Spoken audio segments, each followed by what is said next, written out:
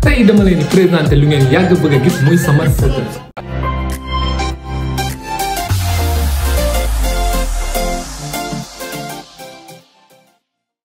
Salut les amis, est-ce que ngeen ci jàmm man maa ngi sant yàlla bu baax a baax alhamdulilah.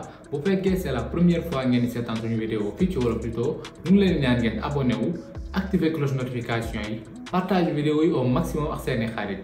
Temps yi gën naa def vidéo mais quand même c'est trop bien déjà ak koor gi c'est un peu difficile mais bon on essaye de gérer quand même moo tax la plupart de mes vidéos dama koy def guddi gi parce que suba si day fekk maa ngi nekk di liggéey alors c'est tout à fait normal.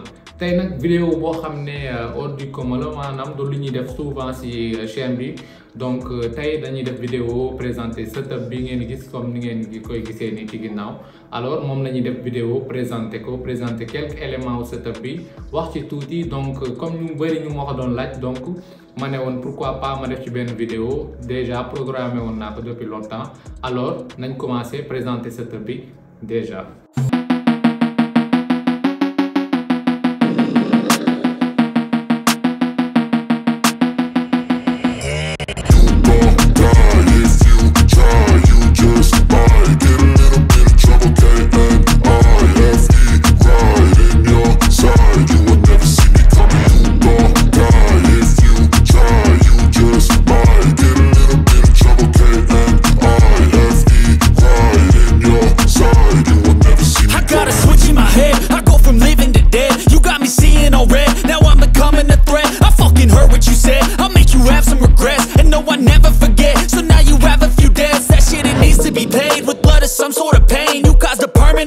Which has determined your fate. I've never seen so clear. I feel the end and it's near. The day of reckoning's here. The sound of deafening fear.